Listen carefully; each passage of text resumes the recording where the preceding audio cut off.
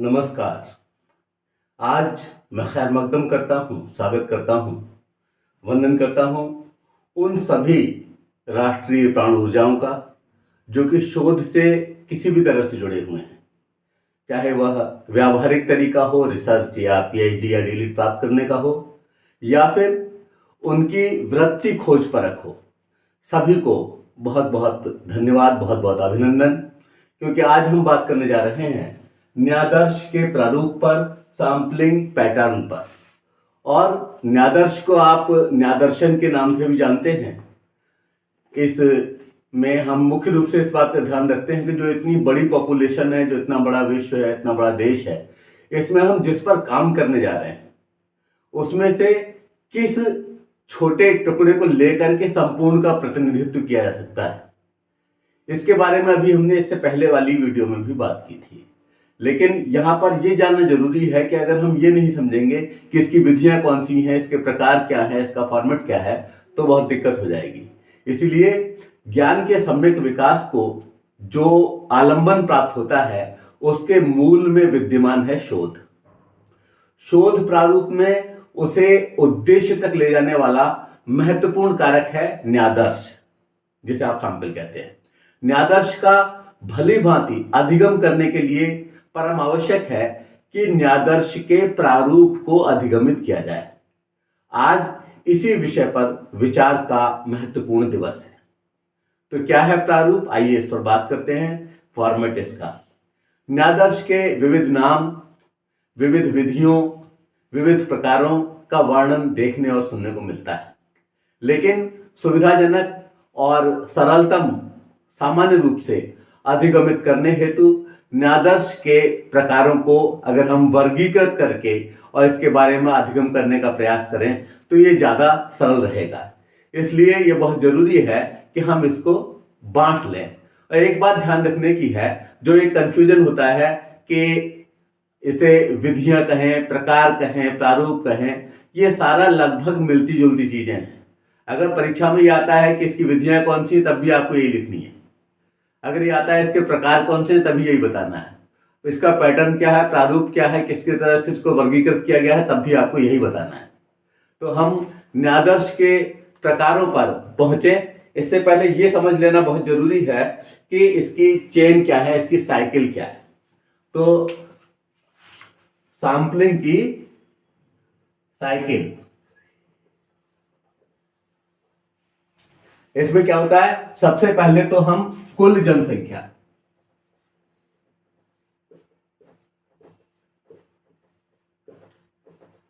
क्योंकि जो भी हमारे निर्णय होंगे वो सारे के सारे इस पूरी जनसंख्या को प्रभावित करेंगे, इसलिए कुल जनसंख्या पर तो हमें काम करना है। लेकिन अब सारी की सारी जनसंख्या के पास तो हम जा नहीं सकते, इसलिए हम इसमें से कुछ को आमंत्रित करते हैं और इसीलिए उसको कहा जाता है आमंत्रित न्यादर्श।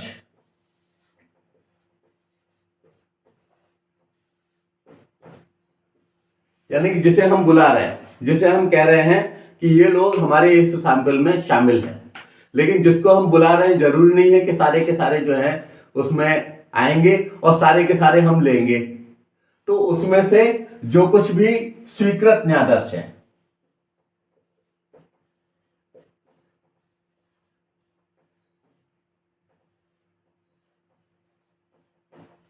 ये हमारे काम का होता है स्वीकृत न्यादर्श। अब इस स्वीकृत न्यादर्श में भी सारे के सारे से हमें आंकड़े मिल पाते हैं, नहीं मिल पाते हैं। कुछ लोगों द्वारा क्वेश्चनर पूरी भरी गई होती है, कुछ के द्वारा नहीं भरी गई होती है। बहुत सारे कारण होते हैं, इसकी वजह से हमें सबसे आंकड़े नहीं मिल पाते। तो आंकड़े जिस वर्ग से मिल पाते हैं उनका हम सबसे पहले ध्यान रखते हैं और उसे कहते हैं हम आंकड़े देने वाला न्यादर्श।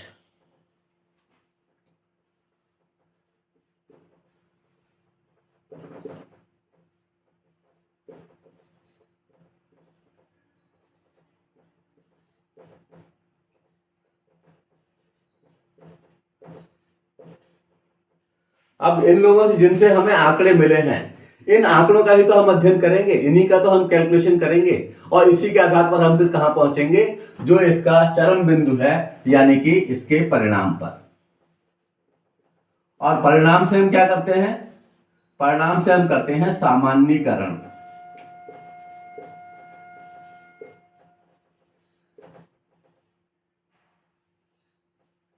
और इसके बाद फिर ये जो है कुल जनसंख्या पर ही लागू कर देते हैं। तो आप ये समझिए कि ये एक साइकिल हुआ कि टोटल जनसंख्या पर हमने काम करना है, और इसके लिए फिर हमने आमंत्रित न्यायाधीश से हमने सोचा कि हम इन लोगों से इकट्ठा करेंगे, लेकिन उनमें से एक कि इनसे हम अवश्य लेंगे। ये स्वीकृत न्यायाधीश हुआ, और इस स्वीकृत न्यायाधीश में से जिन लोगों से हमें आंकड़े प्राप्त हुए, जो आंकड़े देने वाला न्यायाधीश था, उसका हमने कैलकुलेशन किया और विभिन्न स्टैटिस्टिकल मेथड्स लगाए। उसके बाद हमें परिणाम प्राप्त हुआ, और परिणाम के आधार पर हमने उसका फिर सामान्यीकरण किया, और ये फिर कुल जनसंख्या पर अप्लाई किया। तो ये एक साइकिल होता है, और इस साइकिल को समझना बहुत अधिक आवश्यक है। जब तक ये साइकिल समझ में नहीं आएगा तब तक हम न्यायाधीश के प्रकार पर या इसकी विभिन्न विधियों पर बात करेंगे तो वो क्लियर नहीं हो पाएगी। तो मैं समझ रहा हूँ ये बिल्कुल साफ हो गया होगा। कुल जनसंख्या में से फिर आमंत्रित जनसंख्या में से फिर स्वीकृत न्यायाधीश, और उसके बाद फिर उसमें आंकड़े देने वाला न्यायाधीश, और आंकड़े देने वाले न्यायाधीश के आधार पर परिणाम, और परिणाम के आधार पर सामान्यीकरण, और सामान्यीकरण का फिर पूरी की पूरी पॉपुलेशन पर अप्लाई किया जाना। ये एक साइकिल है जो कि शोध के लिए परम आवश्यक है, जो हम डाटा कलेक्ट कर रहे होते हैं। तो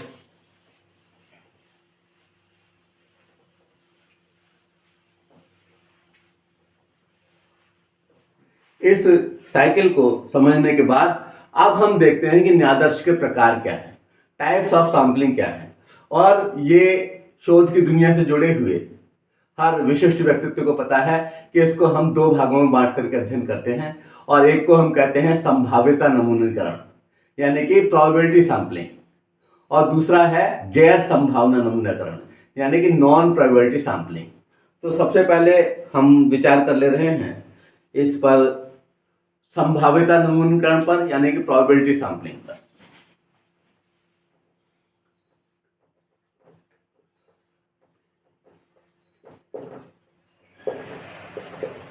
प्रोबेबिलिटी सैंपलिंग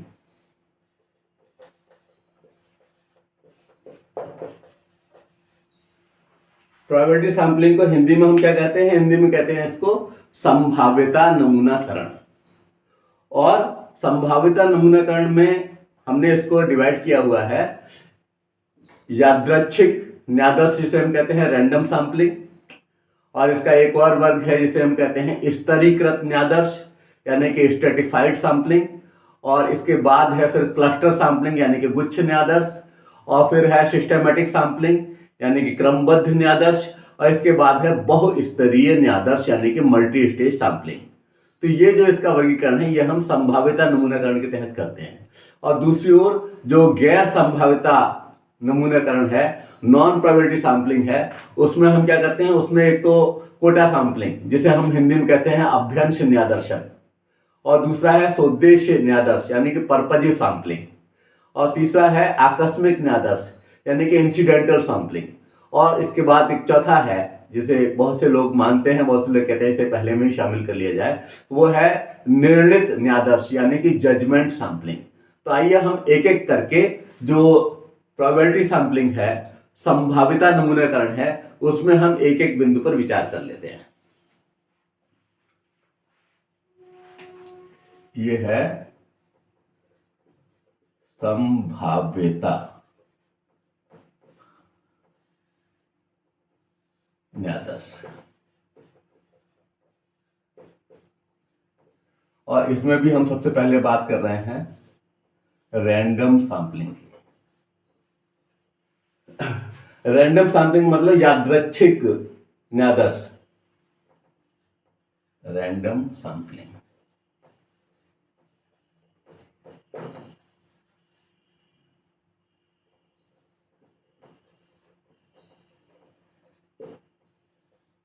यादृच्छिक न्यायाधीश, इसे बहुत अच्छा माना जाता है। हम शोध की दुनिया में सबसे बढ़िया मानते हैं कि इसमें हमारा कोई वाइड नहीं है और इस यादृच्छिक न्यायाधीश को लिया जाए। इस विधि द्वारा जनसंख्या के प्रत्येक सदस्य के चुने जाने की संभावना बराबर होती है, चाहे वो पास में खड़ा हुआ चाहे वो दूर खड़ा हुआ हो। हमें रैंडमली बुलाना तो ये हो गया, ये हो गया, ये हो गया, इस तरह करके किसी का भी चुना जाना जो है वो किसी दूसरे पर असर भी नहीं डालता। इस संबंध में एक बहुत ही प्रसिद्ध विचारक हुए हैं गोडे एवं हेड्स। तो वो क्या कहते हैं, उन्होंने कहा the unit of the universe must be so arranged that the selection process give equal probability of selection to every unit in that universe. ये गोडे एंड हेड ने कहा। इसको हम हिंदी में समझ लेते हैं। इन्होंने कहा कि दैव निदर्शन के लिए समग्र की सभी इकाइयों को इस प्रकार क्रमबद्ध किया जाता है कि चयन प्रक्रिया समग्र की प्रत्येक इकाई को चुनाव की संभावना प्रदान कर सके, यानी कि किसी का भी चुना जाना संभव है। और इसीलिए इस रैंडम सैंपलिंग को हम सबसे अच्छी विधि मानते हैं। और आप ये देखिएगा कि जो हमारी और भी बहुत सारी विधियां हैं इस प्रोबेबिलिटी सैंपलिंग में, संभाव्यता नमूनाकरण में, वो कहीं ना कहीं इस रैंडम सैंपलिंग से ही प्रभावित हो रही हैं और इसी का दामन पकड़ करके आगे चल रही हैं। और इसी तरह कुछ इसी तरह के भाव संजोते हुए एक और विचारक, एक और विद्वान हुए थे, उनका नाम था फ्रैंकी एट्स। उन्होंने अपनी पुस्तक जो है sampling methods for census and surveys में कहा कि दैव निदर्शन वह है जिसमें समग्र अथवा जनसंख्या की प्रत्येक इकाई को निदर्शन में सम्मिलित होने का समान अवसर प्राप्त होता है। आप समझिए, सभी को समान अवसर प्राप्त हो रहा है, इसका मतलब हम कोई बाइस्ड नहीं है, हम कोई पक्षपातपूर्ण दृष्टिकोण नहीं रख रहे हैं। और ये इसकी खूबी है, जो ये दैव निदर्शन जिसे आप कह रहे हैं, जिसे आप रैंडम सैंपलिंग कह रहे हैं, ये उसकी खूबी है। अब इन्होंने जो विचार व्यक्त किया उसका आंग्ल अनुवाद देखिए कि random sampling is one in which every unit of population or the population as a whole gets a equal opportunity to be included in the sample। और इसमें हम कई तरह की विधियों का इस्तेमाल करते हैं और जो विधियां चलन में हैं उसमें मैं समझ रहा हूं कि सारे लोग उससे परिचित भी होंगे। इसमें एक विधि है लॉटरी विधि। लॉटरी विधि में क्या होता है, जैसे मान लीजिए कि हमने बहुत सारे एक बहुत बड़े जार में बहुत सारी पर्चियां डाल ली और उसमें से हम उठाते गए तो देखा कि ये 13वां आ गया, 17वां आ गया, जो भी आते जा रहे हैं उनको हम लेते जा रहे हैं और उन्हें हम अपने सैंपल में शामिल कर रहे हैं। एक और विधि हम इस्तेमाल करते हैं जिसमें हम सिक्का उछाल करके तय करते हैं।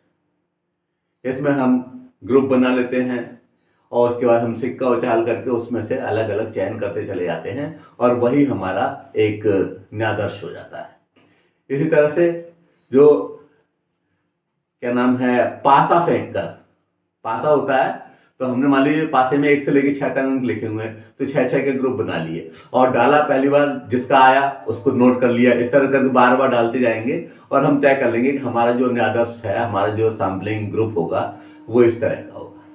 इस तरह से टिपिट तालिका बड़ी मशहूर हुई, टिपिट महोदय ने बनाई थी ये, और इसमें 41,600 अंक दिए हुए थे और उसमें से जो 10,400 अंक थे वो 4 डिजिट के थे। तो हम इस पर भी रैंडमली, जैसे मान ली 1 रखा कहीं पर भी हमने, और उसके बाद फिर हमने तय कर लिया कि इसके बाद हर 20वां लेंगे।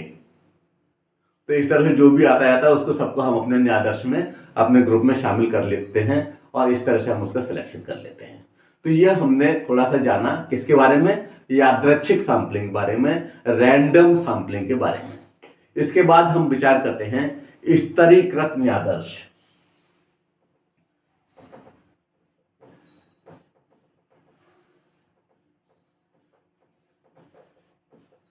इसके नाम से स्पष्ट हो रहा है कि इसमें स्तर हैं।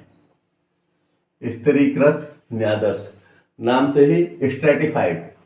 स्ट्रेटिफाइड सैंपलिंग क्या है, यह विधि एक महत्वपूर्ण विधि है। इसमें किन्हीं विशेषताओं के आधार पर जनसंख्या को अलग अलग स्तरों या वर्गों में हम बांट लेते हैं, उनकी क्वालिटीज के आधार पर बांट लेते हैं और बांटने के बाद इसमें से यादृच्छिक विधि से अभीष्ट न्यायादर्श का फिर हम चयन कर लेते हैं। और ये और अधिक स्पष्ट हो जाएगा जब मैं आपको डिक्शनरी ऑफ एजुकेशन की वह बात बताऊंगा जिसमें उन्होंने स्तरीकृत न्यायादर्श को व्याख्या की है, बताया है पृष्ठ 506 पर। क्या कहते हैं वो कह रहे हैं उस डिक्शनरी में, एजुकेशन डिक्शनरी में, कि stratified sample is a sample obtained by dividing the entire population into categories और यानी कि जो पूरी की पूरी पॉपुलेशन है उसको हम डिवाइड कर लेते हैं कैटेगरीज में, स्तरों में, है ना। और स्टार्ट है अकॉर्डिंग टू सम फैक्टर और factors and sampling proportionality and independently from each categories usually being done randomly. ये सबसे लास्ट की लाइन सबसे अधिक महत्वपूर्ण है। यानी इसका हिंदी अनुवाद समझिए कि स्तरीकृत न्यादर्श एक न्यादर्श है जो समग्र या समस्त को कुछ तत्व या तत्वों के आधार पर स्तरों या वर्गों में विभाजित करके प्रत्येक श्रेणी में आनुपातिक एवं स्वतंत्र रूप से न्यादर्श चुनकर प्राप्त किया जाता है। सामान्यतया न्यादर्श यादृच्छिक रूप से चुना जाता है, यानी कि रैंडमली इसमें भी हम चुनते हैं। इसको अच्छी तरह समझ लीजिए स्त्रीकृत न्यादर्श को। जैसे मान लीजिए कि ये इस तरह के लोग हैं, ये इस तरह के लोग हैं, ऐसे ऐसे हमने ग्रुप्स बना दिए और फिर उन ग्रुप्स में से भी कि सारे सैंपल का प्रतिनिधित्व हो जाए, हर ग्रुप में से हम ले लेते हैं और इसको हम बराबर रख लेते हैं। फिर कहते हैं कि ये हमने जो है बिल्कुल न्याय किया है और रैंडमली इनका सिलेक्शन किया है। तो ये स्तरीकृत न्यादर्श एक न्यादर्श प्राप्त करने का तरीका है और ये भी बहुत पॉपुलर है। इसके बाद है गुच्छ न्यादर्श। गुच्छ न्यादर्श, क्लस्टर सैंपलिंग।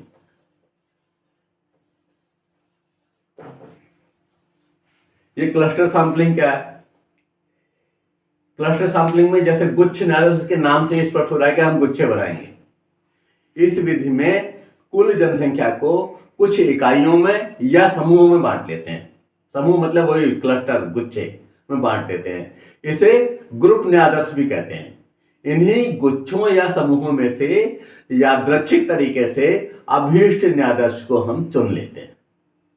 और ये और अधिक स्पष्ट हो जाएगा जब हम फ्रेड एंड कर्लिंगर महोदय की बात को समझेंगे। देखिए इन्होंने क्या कहा, इन्होंने कहा कि cluster sampling most used method in surveys is the successive random sampling of units और सेट्स और सबसेट्स। इसका हिंदी वर्जन जानने का प्रयास करते हैं कि सर्वेक्षणों में बहुतायत में प्रयुक्त गुच्छ न्यादर्श इकाइयों अथवा समूहों अथवा उपसमूहों का क्रमिक यादृच्छिक न्यादर्शन है। मैं समझ रहा हूं बात बिल्कुल स्पष्ट हो गई है कि हम पहले ग्रुप्स बना लेंगे और ग्रुप्स के आधार पर फिर हम रैंडमली उसमें से सिलेक्शन करेंगे और जिसमें से इकाइयों, समूहों या उनके उपसमूहों का हम फिर चयन करते हैं। यह क्रमिक यादृच्छिक न्यादर्शन ही है। अब इसके बाद हम बात करते हैं क्रमिक न्यादर्श की।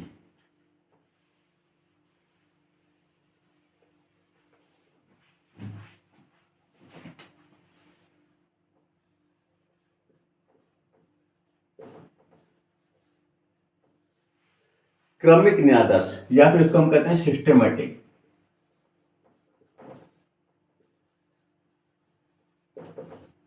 सिस्टेमेटिक न्यादर्श। तो इस सिस्टेमेटिक न्यादर्श में क्या है? इस विधि में कुल जनसंख्या का संख्यात्मक मान पता होना जरूरी है, यानी हमारी कुल जनसंख्या है कितनी, टोटल कितनी है। फिर इस पूरी सूची में भी किसी भी तरह से, जैसे वर्णमाला से या उनको हम नंबर दे दें, क्रमिक नंबर से उनको क्रमबद्ध कर देते हैं। सभी को एक ही विधि से लिखा जाता है। अगर मान लो हम किसी भी आधार पर उसको कर रहे हैं, क्रम बना रहे हैं, तो सभी लोग एक ही तरीके से, एक ही विधि जो हमने सोची उससे, आपने केवल नंबरिंग दी है तो सबको हम नंबरिंग ही देंगे, एक से लेकर के इस तरह से गिन लेंगे।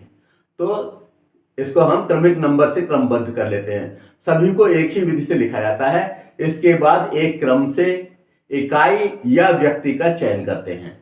जैसे हमें अगर हर 20वां व्यक्ति अभीष्ट न्यादर्श में शामिल होगा, कब होगा कि यदि हमें मान लीजिए पॉपुलेशन है हमारी टोटल 1000 की, 1000 की पॉपुलेशन है, उसमें से हमें केवल 50 लेने हैं, तो हमें क्या करना होगा, 1000 में 50 का भाग दे दो। 50 का भाग देकर कितना आ गया, 20 आ गया। तो इसका मतलब हर 20वां व्यक्ति हमारे न्यादर्श में शामिल होगा। इसको हम कहते हैं क्रमबद्ध न्यादर्श। तो ये जो 20वां व्यक्ति हम ले रहे हैं वो हमने कैसे निकाला है कि अगर मान लो हम 1000 को हम कह दें एन, कैपिटल एन, और उसको जो हमें 50 लोग चुनने हैं उनको हम स्मॉल एन से रिप्रेजेंट कर दें, तो एन अपॉन एन यानी कि 1000/50 बराबर 20। तो 20वां व्यक्ति जो है ये हमारे क्रमबद्ध न्यायाधर्श में हर 20वें व्यक्ति को हम लेते चले जाएंगे। इस तरह से 50 लोग निकल आएंगे और हमारा सैंपल मिल जाएगा। तो इसको हम कहते हैं क्रमिक न्यायाधर्श या सिस्टेमेटिक सैंपलिंग। अब इसके बाद आती है बहुस्तरीय न्यायाधर्श।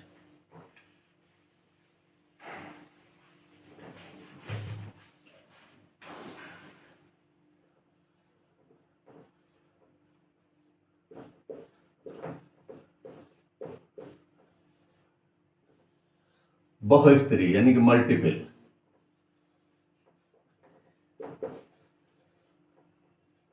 मल्टीपल स्टैटिस्टिकल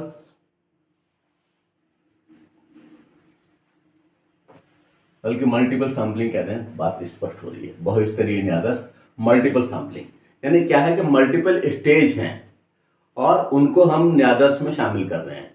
और ऐसा हम करते कब हैं, जबकि पॉपुलेशन बहुत बड़ी होती है, जब क्षेत्र बहुत अधिक विस्तृत होता है तब हम इसका बहुस्तरीय निदर्शन का इस्तेमाल करते हैं। तो जब क्षेत्र बहुत अधिक विस्तृत होता है तो इस विधि को हम प्रयोग में लाते हैं। इसमें इकाइयों का चयन विविध स्तरों में से किया जाता है। इनको ज्ञात करने का हेतु प्रमुख आधार यादृच्छिक निदर्शन ही होता है। बहुत ही मतलब हमने बहुत सारी कैटेगरीज बना दी। अब हम सोच रहे हैं कि हम टोटल का रिप्रेजेंटेशन उसमें हो जाना चाहिए, तो हर कैटेगरी में से आदमी आना चाहिए। तो बहुत सारे स्तर, क्योंकि पॉपुलेशन बहुत बड़ी है, बहुत बड़ी पॉपुलेशन है, उसमें बहुत तरह के लोग होंगे, तो उस विविध प्रकारों में से हम चुन लेते हैं और हर एक का रिप्रेजेंटेशन हो जाए, इस तरह का हम प्रयास करते हैं। इसको हम कहते हैं बहुस्तरीय न्यायाधर्श। इसमें विविध स्तरों में किसी के भी चयन की संभावना बनी रहती है और सभी स्तरों को प्रतिनिधित्व मिल जाता है। अब हमारा जो शिक्षा शब्दकोश है उसमें पृष्ठ 507 पे लिखा हुआ है कि बहुस्तरीय न्यायाधर्शन क्रमिक स्तरों में क्रियान्वित किए जाने वाला न्यायाधर्शन है। उदाहरण के लिए स्तरीकृत समूहों की प्रत्येक संख्या से यादृच्छिक रूप से अनेक समूहों को चुनना। इसका आंग्ल वर्जन समझ लेते हैं कि multi stage sampling is a sampling carried out in successive stages, for example selecting several clusters randomly from each of a number of stratified clusters। जो हमारे स्ट्रेटिफाइड क्लस्टर हैं उसमें से हम कुछ क्लस्टर्स या उसमें से जो हमारी इकाइयां हैं उनको हम रैंडमली सेलेक्ट कर लेते हैं। तो ये डिक्शनरी ऑफ एजुकेशन में प्रश्न नंबर 507 पर मौजूद है। तो ये सारी जो अब तक हमने बात करी, किसकी बात करी, ये प्रोबेबिलिटी सैंपलिंग की बात करी। प्रोबेबिलिटी सैंपलिंग के जो विभिन्न पार्ट्स हो सकते थे उन पर हमने विचार विमर्श किया। आइए अब हम विचार करते हैं गैर संभाव्यता नमूनाकरण पर, यानी कि नॉन प्रोबेबिलिटी सैंपलिंग पर।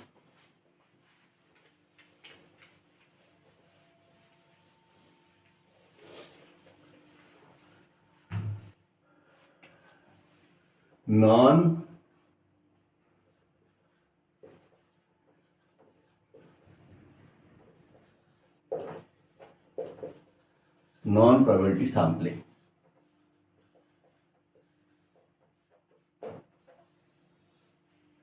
गैर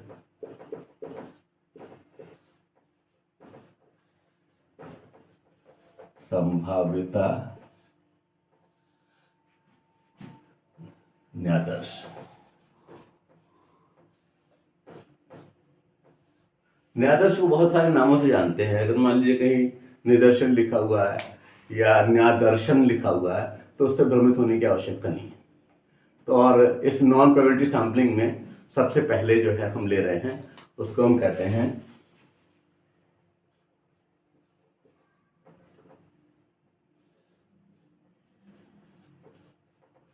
कोटा सैंपलिंग।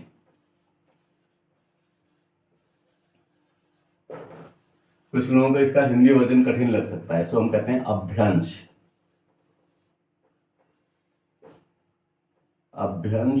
न्यायाधर्शन।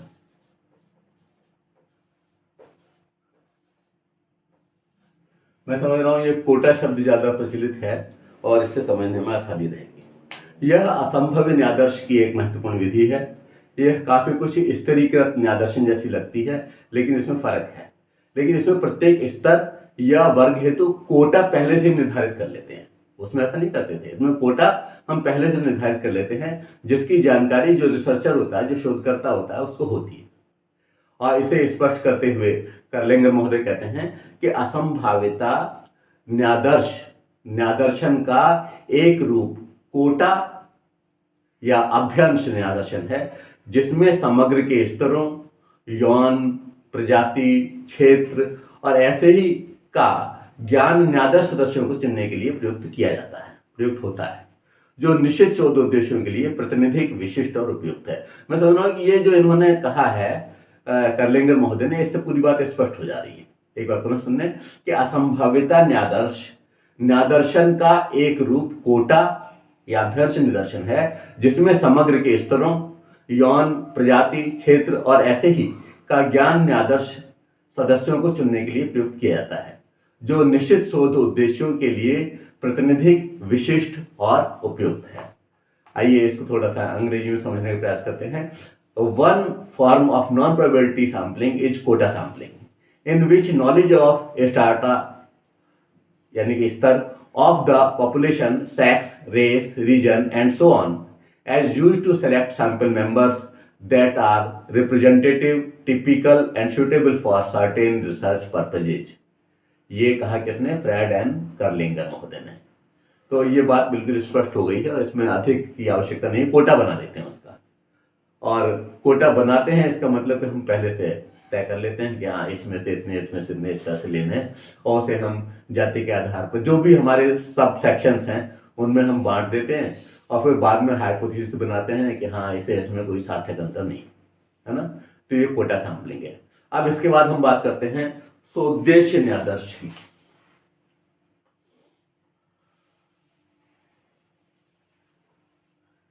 यानी कि पर्पजिव।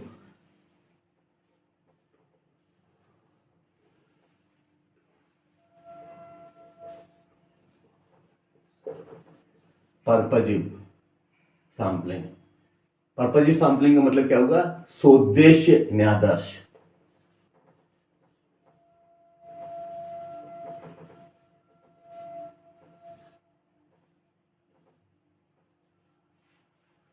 पर्पजिव सैंपलिंग क्या है, स्वोद्देश्य न्यादर्श क्या है, ये इसको हम जानने का प्रयास करते हैं कि स्वोद्देश्य न्यादर्शन विधि में सबसे प्रमुख क्या होता है? उद्देश्य, यानी कि पर्पज, यही सबसे ज्यादा प्रमुख होता है। इस उद्देश्य के अनुसार ही शोधकर्ता अपनी इच्छाओं व विवेक का प्रयोग करता है। उद्देश्य के अनुरूप विविध इकाइयों का चयन अभीष्ट न्यादर्श हेतु किया जाता है और शेष को छोड़ दिया जाता है। समग्र का प्रतिनिधित्व करने वाला न्यादर्श बन सके, इस बात का प्रमुख रूप से ध्यान रखा जाता है। ये सबसे कीमती चीज है कि समग्र का प्रतिनिधित्व मिल सके। इस संबंध में गिलफोर्ड महोदय क्या लिखते हैं, आइए इसको विचार करते हैं। उन्होंने कहा, गिलफोर्ड महोदय ने, और बहुत सुंदर परिभाषा है, इसको बिल्कुल स्पष्ट कर देगी। स्वोद्देश्य न्यादर्श स्वेच्छा से चयनित न्यादर्श है, क्योंकि यह एक अच्छा साक्ष्य है जो समस्त समग्र का वास्तविक प्रतिनिधि। इसका अंग्रेजी वर्जन समझते हैं। A purposive sample is one arbitrarily selected because there is a good evidence that sample is very representative of the total population। ये कहा किसने? J.P. गिलफोर्ड ने, और इन्होंने अपनी पुस्तक fundamental of statistics in psychology and education में 1956 में पेज नंबर 199 पर इस बात को रखा है। अब इसके बाद हम बात करते हैं आकस्मिक न्यादर्श की।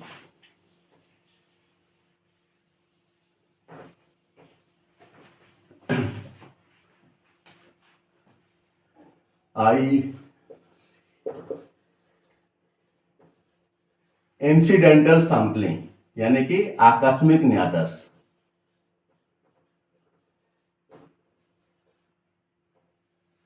आकस्मिक न्यादर्श, इंसिडेंटल सैंपलिंग, ये क्या होती है?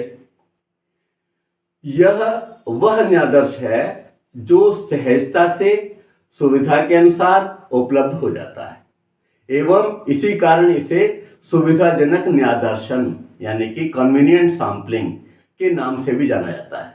शिक्षा शब्दकोश में पृष्ठ 506 पर इस संबंध में लिखा है, क्या लिखा है कि प्रासंगिक न्यादर्श एक एकाकी न्यादर्श के रूप में प्रयुक्त एक समूह है क्योंकि यह सरलता से प्राप्य है। बड़ी सरल परिभाषा है। Incidental sample is a group used as a sample solely because it is readily available। Dictionary of education page 506। अब इसके बाद एक अंतिम न्यायादर्श जिसे हम कहते हैं निर्णित न्यायादर्श, यानी कि जजमेंट सैंपलिंग। इसमें शोधकर्ता अपने किसी उद्देश्य को प्राप्त करने के लिए स्वयं निर्णित इकाइयों के समूह का चयन करता है। स्वयं निर्णित इकाइयों का समूह का चयन करता है। इस चयनित न्यायादर्श को निर्णित न्यायादर्श भी कहा जाता है। तो इस प्रकार हमने किस किस की बात की?